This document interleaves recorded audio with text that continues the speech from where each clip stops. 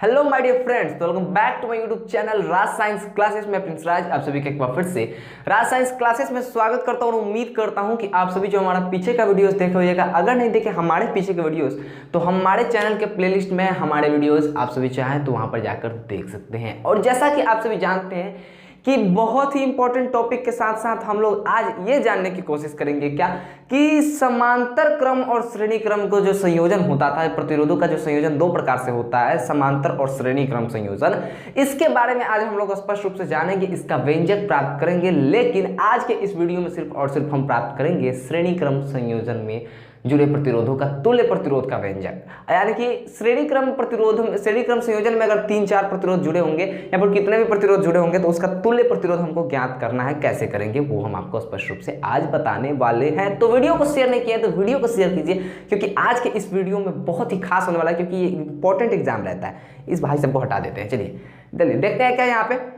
चलिए आज के इस वीडियो में हमको जानना है क्या कि श्रेणी क्रम संयोजन में जुड़े प्रतिरोधों का तुल्य प्रतिरोध क्या होता है। मतलब श्रेणी क्रम संयोजन जो है उस संयोजन में जुड़े प्रतिरोधों का जो होता है, मतलब उसमें जो प्रतिरोध जुड़ा होता है उसका जो होता है ना भैया तुल्य प्रतिरोध होता है। 3 प्रतिरोध होता है, 3-4 प्रतिरोधों को हम इस क्रम में जोड़ेंगे और देखेंगे क्या कि तुल्य प्रतिरोध कितना आ रहा है हमारा। चलिए तो वीडियो को ज्यादा देर नहीं करते हैं, वीडियो को बहुत ही जल्दी से शुरुआत किया जाए इसको, क्योंकि मेन टॉपिक को पकड़ा जाए, क्योंकि अगर बगैर फालतू चीज बोलने की आदत हमें है नहीं। चलिए देखते हैं क्या बोल रहा है क्या कि माना कि R1, R2 तथा R3 3 प्रतिरोध है। क्या है? R1, R2, R3 3 प्रतिरोध है जो कि श्रेणी क्रम में संयोजित है। तो आपको इससे पहले श्रेणी क्रम संयोजन और समांतर क्रम संयोजन जब बताए होते ना, तो उस वक्त हम आपको बताए हुए थे कि श्रेणी क्रम संयोजन में प्रतिरोध कैसे जुड़ता है। एक का छोरा पकड़ के दूसरा जुड़ता है और एक का छोरा पकड़ के फिर दूसरा जाता है। समझ में आई कि नहीं आई बातें? तो इस देखिए इस प्रतिरोध में ये कुछ है।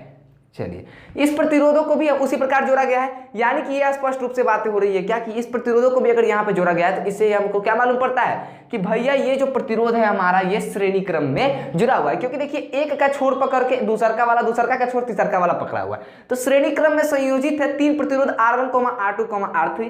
चलिए आपको सबसे पहले लिखना होता है क्या कि एक सबसे पहले पिक्चर बना दीजिएगा R1, R2, R3 का, ABCD मान रख दीजिएगा बिंदु का, एक एमीटर बना दीजिएगा जिससे I धारा प्रवाहित होती है, यहाँ पे बैटरी से I धारा प्रवाहित होती है और इसमें मापने के लिए एमीटर लगा दीजिएगा। ठीक है, ये इतना हो गया आपका, प्लस माइनस लिख दीजिएगा। अब उसके बाद चलते हैं, अब परिभाषा नहीं है भाषा पर चलते हैं, क्योंकि भाषा बहुत ही इंपॉर्टेंट होती है, चाहे वो हिंदी हो चाहे वो कोई भी चीज हो। हम आपको बताते हैं अगर आप किसी के साथ अच्छी भाषा में बहुत ही अच्छे तरीके से पेश आइएगा तो आपको कहीं ना कहीं अच्छा समझते हैं। खासकर लोग बिहारी को गवार समझते हैं, लेकिन हम बताते हैं कि भैया खान सर जो है ना हमारे ही बिहार से, ठीक है, हमारे बिहार से। इसका मतलब ये नहीं कि वो हमारे बिहार में रहते हैं, मतलब कि कहीं ना कहीं जो उनका इतना बड़ा जो नाम हुआ है, इतना बड़े जो आज मतलब कि मुकाम पे हैं, वो कहीं ना कहीं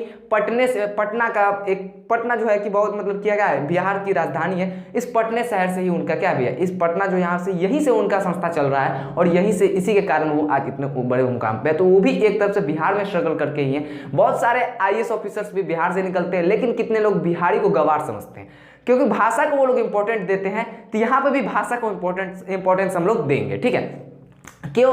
क्योंकि देखिए कहीं पर बिहारी अगर कोई है भाई, देखिए बिहारी का तो एक शान होता है कि गमछा लेगा गर्दन पर लगा लेगा, कहेगा वाह भाई उसका शान है गमछा। लेकिन वही अगर बाहर भीतर में कहीं बाहर जाते हैं हम लोग, तो वहाँ पे अगर ऐसे रखते हैं तो वो कहता है कि गवार टाइप का। ठीक है, तो वो जिन लोगों की सोच होती है वो लोग जाने। ठीक है, चलिए तो माना कि R1, R2 तथा R3 3 प्रतिरोध है। क्या है? 3 प्रतिरोध को ले लेते हैं भैया, इन तीनों का क्या करते हैं आपस में, ये क्या करें, ये आपस में इसको क्या करेंगे भैया, इसको श्रेणी क्रम संयोजन करेंगे, इसको श्रेणी क्रम में संयोजित करेंगे इन तीनों प्रतिरोधों को। तो बोला कि माना कि R1 यानी कि ये R1, R2, R3 3 प्रतिरोध श्रेणी क्रम में संयोजित है, जैसा कि आपको पिक्चर में दिख रहा होगा, यहाँ पे पिक्चर हम बना चुके हैं। ठीक है, प्रतिरोधों से समान इन सभी प्रतिरोध यानी कि R1, R2, R3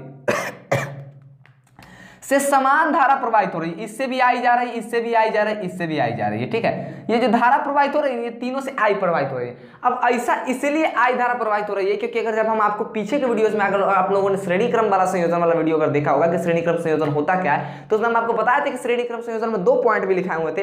एक कि अगर हमको प्रतिरोध को बढ़ाना है तो 3-4 प्रतिरोधों को एक में लेकर जोड़ देना पड़ेगा, उससे बड़ा प्रतिरोध हमको मिल जाएगा, मतलब उसके बदले में बहुत बड़ा प्रतिरोध मिलेगा हमको। यानी कि बढ़ाना हो प्रतिरोध तो श्रेणी क्रम में प्रतिरोधों का संयोजन करते हैं, और उसके साथ साथ ये भी बताए थे कि श्रेणी क्रम में जो विद्युत धारा का मान होता है वो सभी प्रतिरोधों के लिए समान होता है। ठीक है, तो देख सकते हैं R1 को भी I प्रतिरोध मिला है। ऐसा इसलिए हुआ है क्योंकि बेटा पोता नहीं है इसका को, ठीक है, एक के है बेचारा का, खानदानी जा रहा है। ठीक है, मतलब कि एक है इसके पिताजी, मतलब इसके जो ये जो यहाँ पर देख रहे हैं ना, इसके पिताजी का भी जो एक ही बेटा था और उनका बेटे का भी एक ही बेटा हुआ। मतलब कहने का मतलब है कि तात्पर्य इनका जो जा रहा है ना, इनका जो पीढ़ी दर पीढ़ी जा रही है वो एकलौता जा रही है, जिसके कारण ये क्या हो रही है, बढ़ नहीं रही है, लेकिन समांतर क्रम में 3-3 के कगार में बढ़ती चली जाती है। समझ में आई कि नहीं बात है? तो चलिए, तो यहाँ पे हम लोग संयोजित है, इन सभी प्रतिरोधों से समान धारा I प्रवाहित हो रही है, जैसा कि आप सभी को दिख रहा होगा, होती है। ठीक है, तथा माना कि बिंदु A, बिंदु B, बिंदु C तथा बिंदु D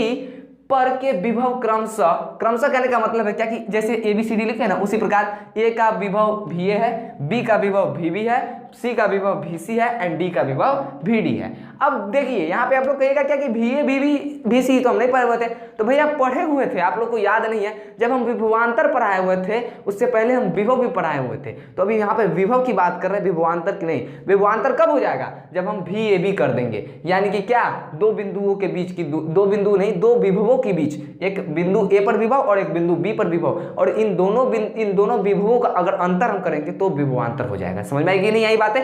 चलिए, तो ये होती है। यहाँ पे इतना परिभाषा लिखने के बाद हम लोग क्या करेंगे, नॉर्मल सी बात है, लिखेंगे ओम के नियम अनुसार, ओम के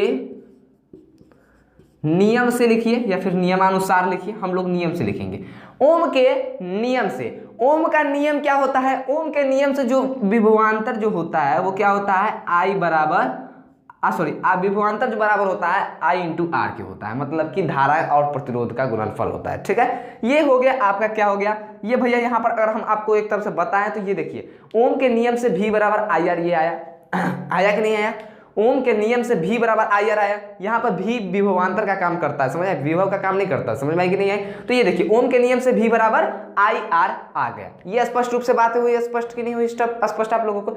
चलिए, उसके बाद अगर हम बात करें V बराबर जो IR आया, ये ओम का नियम एक भैया व्यंजक देता है V बराबर IR, वो हम पीछे के वीडियोज में बता चुके हैं। अब उसके बाद हमको करना है क्या, जिस प्रकार V बराबर IR लिखे है ना, तो इसी प्रकार क्या हो जाएगा, अब हमारा VAB बराबर क्या हो जाएगा? देखो, जब V बराबर IR है तो VAB यानी कि दोनों के बीच का जो विभवांतर है, इसी प्रकार लिखेंगे क्या, इसी प्रकार क्या, VAB बराबर क्या होता है? देखिए, दो विभवों के बीच का अंतर, बिंदु A और बिंदु B के पर जो विभव है इनका अंतर कर देंगे तो इसको VAB कहते हैं। तो VAB बराबर होता है VA माइनस VB। देख सकते हो आप लोग, क्या इन दोनों का अंतर किए हैं तब जाकर VAB मिला है। ठीक है, ये क्या हो जाएगा, ये किसके भैया? देखिए, ये जो विभवांतर था वो धारा और प्रतिरोध के गुणनफल के बराबर था, तो इसमें धारा तो I है तो I लिखेंगे, लेकिन इसका प्रतिरोध क्या है, R1 है। A और B के बीच का प्रतिरोध क्या है, R1 है, तो ये R1 लिखेंगे, IR1 और समीकरण 1 डाल देंगे। फिर ठीक है, फिर उसी प्रकार लिखेंगे तथा अब VAB निकाल लिए तो अब VBC निकाल के देखते हैं, मतलब B और C के बीच के विभवांतर के निकाल के देखते हैं, तो VB माइनस VC हो जाएगा ना।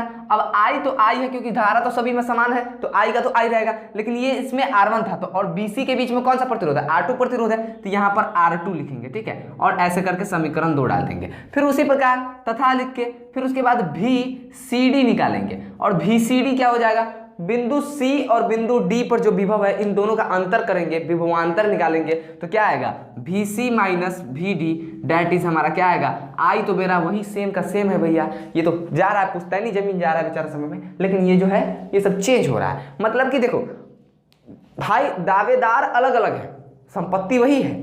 अब आपके दादाजी का अर्जा हुआ संपत्ति है, आपके पिताजी का अर्जा हुआ संपत्ति है, तो आपके बेटे को मिलेगा, उनके बेटे को मिलेगा, संपत्ति तो वही है, लेकिन दावेदार अलग होते जा रहे हैं कि नहीं होते जा रहे? एक वक्त था जब आपको मिला, एक वक्त ऐसा भी है जब आपके बेटे को मिला, फिर एक वक्त ऐसा भी होगा जब आपके बेटे के बेटे को मिलेगा।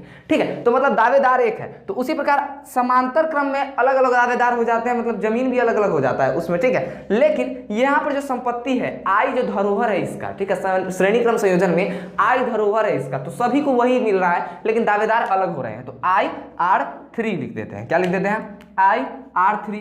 R3 क्यों लिखें, क्योंकि C और D के बीच कौन सा प्रतिरोध है, R3 है, तो इसीलिए लिख दिए। अब 3 प्रतिरोधों का यहाँ पर हम लोग लिख देंगे, समीकरण 3 लिख देंगे। समझ में आई बात है कि नहीं आई? समीकरण 3 लिखने के बाद हम लोग क्या करेंगे यहाँ पर, तो ये स्पष्ट रूप से है। अब लिखेंगे यहाँ पर, अब हम आपको बताना चाहते हैं, अब हम यहाँ पर लिखने वाले हैं क्या, अब लिखेंगे समीकरण 1, 2 और 3 को जोड़ने पर, इन तीनों को जोड़िए, कुछ ना कुछ प्राप्त हो जाएगा। देखिए लिखते हैं समीकरण 1 + 2 + 3, जिसको ऐसे से आप करेंगे ना तो देखिए क्या होता है, VAB समीकरण, देखिए समीकरण ये नहीं बोल रहा हूँ, VAB + BC बराबर, बाद में फिर यही आएगा कि नहीं आएगा, आएगा ना, लेकिन चलिए इसी को लेकर चलते हैं। तो VA - VB प्लस, समीकरण 1 हो गया मेरा, समीकरण 1 का LHS है, ठीक है। उसके बाद VB plus VB - VC plus नहीं होगा, एंड उसके बाद प्लस का चिन्ह देते हैं, फिर उसके बाद VC - VD, उसके बाद चलिए ये है मेरा IR1, तो IR1, ठीक है, प्लस IR2, तो IR2, प्लस मेरा है IR3, तो IR3। चलिए ये बातें स्पष्ट हो गई। अब कुछ कटने वटने वाला है क्या, जरा सा ये बातें देखिए, तो मेरा वीडियो चल रहा है ना जी, कटा नहीं ना है, कटने से याद आ गया था। चलिए ये कटने उठने वाला इसमें कुछ है क्या, देखिए था गौर से देखिएगा, तो EVB माइनस में EVB प्लस में, तो EVB और EVB खत्म, खत्म कि ना, देखिए E माइनस में VC और E प्लस में VC, तो ये VC और ये VC खत्म, खत्म कि ना खत्म। अब बच गया मेरा आखिरी में कौन, तो VA - VD। चलिए तो VA - VD = I को अगर इस सभी में से कॉमन निकाल लेते हैं तो क्या बचेगा मेरे पास, R1 + R2 + R3, ऐसा कुछ बचेगा कि नहीं बचेगा। इसको मान लेते हैं समीकरण 4 मान लेते हैं, क्या मान लेते हैं, समीकरण 4 मान लेते हैं, VA - VD। अब ये VA - VD कहाँ हो गया, देखो गौर से, A और D के बीच का विभवांतर इतना आ गया भैया, समझ में आई कि नहीं यही बात है, क्योंकि तीनों का प्रतिरोध इतना है, तो ये आ गया VA - VD = I R1 + R2 + R3, I × R1 + R2 + R3, ये आया कि नहीं, A से D के बीच का प्रतिरोध, ठीक है। तो ये 3 प्रतिरोध A से D के बीच में लगे हुए थे, तब इसका इतना मान है। अब हम इस तीनों प्रतिरोधों का तुल्य प्रतिरोध R मान लेंगे कि R1 + R2 + R3 जो है, इन तीनों प्रतिरोधों के बदले में अगर कोई एक प्रतिरोध आ जाएगा तब उसका मान क्या होगा, तब हम आपको बताते हैं। इसके लिए हमको इरेज करना पड़ेगा ऊपर का, अगर आप लोग स्क्रीनशॉट नहीं लिया तो आप लोग स्क्रीनशॉट ले लीजिए, क्योंकि बहुत ही दिक्कत होगी आप लोग को अगर स्क्रीनशॉट नहीं लीजिएगा तो। चलिए ये समीकरण खाली हम छोड़कर उसके बाद सारा का सारा मिटा रहे हैं, चलिए ये हम ऊपर से भी मिटाएंगे, चलिए इरेज कर रहे हैं इस चीज को, लेकिन इस समीकरण को हमेशा याद रखिए, समीकरण 4 को याद रखिएगा। समीकरण 4 को हम लोगों ने देखा, अब इसके बाद हम लोग को करना क्या है, समीकरण 4 जैसे ही हम लोगों को प्राप्त हो जाता है उसके बाद हम लोग लिखेंगे क्या, कि यदि R1 R2 R3 प्रतिरोधों का समतुल्य प्रतिरोध R हो, तो एक परिभाषा यहाँ पे लिखना पड़ता है, क्या लिखेंगे, क्या अब लिखिएगा यहाँ पे प्रतिरोध का, देखिए लिखिए, यदि R1, R2 तथा R3 का तुल्य प्रतिरोध R हो, तो अब देखिए ये तो निकला मेरा VAD, निकला कि नहीं निकला, ये गौर से अगर आप लोग देखिएगा तो ये VAD जो हमने निकाला है, समीकरण जो 4 हमने पाया है, VAD कहने का मतलब क्या है, VAD कहने का मतलब है VA - VD, मतलब कि बिंदु A और बिंदु D के बीच का विभवांतर निकाले हैं, तो ये मेरा क्या निकला है, ये तीनों प्रतिरोध बीच में था, तो ये तीनों प्रतिरोध का जो है योग किसके बराबर है, धारा के गुणनफल के बराबर हो गया, धारा के गुणनफल के बराबर हो जाएगा, तो मेरा VA से VD निकल जाएगा। लेकिन कब, जब ये 3 प्रतिरोध अलग अलग है, तब यहाँ पे R1 + R2 + R3 है। लेकिन अब कोई प्रतिरोध लाते हैं, यदि R1 R2 तथा R3 का तुल्य प्रतिरोध R हो, तो इसके लिए एक और पिक्चर हम लोग बनाएंगे, क्या, अब इस पिक्चर को रहने देते हैं, अब एक और पिक्चर ये बनेगा, क्या, देखिए गौर से, ये कुछ इस टाइप का एक पिक्चर बनेगा, ठीक है। यहाँ पे A मीटर लगेंगे और यहाँ पर से यहाँ पे एक माइनस एक प्लस, और ये मेरा हो गया रेडी, ये हो गया मेरा प्लस, ये हो गया माइनस। अब यहां से अगर देखिएगा धारा I को अगर हम प्रवाहित करते हैं तो ये मेरा तुल्य प्रतिरोध R है और इसमें से धारा जाएगी I, ठीक है। तो इसमें से धारा I जाएगी कि नहीं जाएगी, गौर से देखिए, यदि R1 R2 तथा R3 यानी कि इस तीनों प्रतिरोधों के बदले में एक प्रतिरोध R लाए हैं, तो इस तीनों प्रतिरोध का बराबर का होगा कि नहीं होगा। अब बिंदु A से बिंदु D डाल दिए, मतलब कि बिंदु A है, D है, A से D है, परिपथ वही है, बस प्रतिरोध इसमें 3 लगे हुए थे ना, तो कुछ ऐसा प्रतिरोध रहा है जो इस तीनों प्रतिरोधों का बराबर का चिन्ह होगा, ठीक है, इन तीनों प्रतिरोध के बराबर होगा। तो इस सभी प्रतिरोध, ये 3 प्रतिरोध मिलकर जितना प्रतिरोध उत्पन्न कर रहा है ना, ये R सिर्फ उतना अकेले उत्पन्न करेगा। अब देखिए, अब उतना जब अकेले उत्पन्न करेगा तो यहाँ पे फिर से आ जाएगा क्या, जैसे ही अगर यहाँ पे स्पष्ट रूप से अगर बात करेंगे कि यहाँ पे, तो इसका पिक्चर बनाएंगे, उसके बाद प्रतिरोध हो, देखो यदि R1 R2 तथा R3 का तुल्य प्रतिरोध R हो तो क्या हो जाएगा, फिर ओम के नियम से, तो ओम के नियम से क्या हो जाएगा भैया, तो ओम के नियम से क्या हो जाएगा, ओम के नियम से होगा क्या, V बराबर IR होता है कि नहीं होता है, V बराबर IR होता है ना। तो उसी प्रकार यहां पर देखिए VAD हमको ज्ञात करना है, तो VAD बराबर VA माइनस क्या हो जाएगा मेरा, VD हो जाएगा। और VA माइनस VD मेरा क्या है, देखिए गौर से, अगर हम यहाँ पे आपको स्पष्ट रूप से अगर दिखाना चाहें, VAD बराबर VA माइनस VD हो जाएगा। इसका देखो ये क्या हो जाएगा भैया, अगर यहाँ पर अगर बात करें तो कितना हो जाएगा, VA माइनस VD की अगर बात करें यहाँ पर गौर से देखो, VAD लिखो बराबर होता है VA माइनस VD के, तो इसीलिए लिख सकते हैं क्या कि VA माइनस VD लिखते हैं डायरेक्ट। अब लिखेंगे क्या, VA minus VD, VA minus VD बराबर क्या होगा, तो VA माइनस VD बराबर यहाँ पे गौर से देखिए, ये जो धारा है सो धारा होगा और जो प्रतिरोध है सो होगा, तो प्रतिरोध तुल्य प्रतिरोध R था। अब इसको मान लेते हैं समीकरण 5। तो देखिए समीकरण 4 और समीकरण 5 का LHS हमारा बराबर है, तो इसीलिए यहाँ पर लिखेंगे पुनः समीकरण 4 और 5 से, देखिए 4 और 5 से क्या हम लोग निकालेंगे, क्या VA minus VD, VA minus VD बराबर है, इसमें IR है, इसमें I R1 R2 R1 I into R1 plus R2 plus R3 है, ठीक है। तो इस दोनों का LHS अगर बराबर है तो RHS खुद ब खुद बराबर हो जाएगा। तो लिख सकते हैं यहाँ पर क्या कि IR बराबर, मतलब इसका जो RHS है वो बराबर होगा किसके, I R1 plus R2 plus R3 के, होगा कि नहीं होगा, R1 plus R2 plus R3 के। अब गौर से देखिए कुछ कटने वाला चीज है, तो कटने वाला चीज है भैया, वो मेरे पास कटने वाला चीज क्या है, ये देखिए इस I से इस I को हम नॉर्मली उड़ा देंगे कि नहीं उड़ा देंगे भैया, ये I से ये I मेरा गया, तो मेरा पास क्या बचा, ये जो R है ये क्या है, इन तीनों प्रतिरोधों के बदला में ना R आया है भैया। तो देखो ये जो R तुल्य जो मेरा आया है इन तीनों प्रतिरोधों के बदला में जो आया है, ये मेरा प्रूव हो गया क्या कि R1 plus R2 plus R3 से ही तो आया है। अगर कई को प्रतिरोध लगा रहेगा उसको अगर खाली नॉर्मली जोड़ देंगे ना, तब मेरा व्यंजक प्राप्त होके आ जाएगा क्या कि श्रेणी क्रम संयोजन के लिए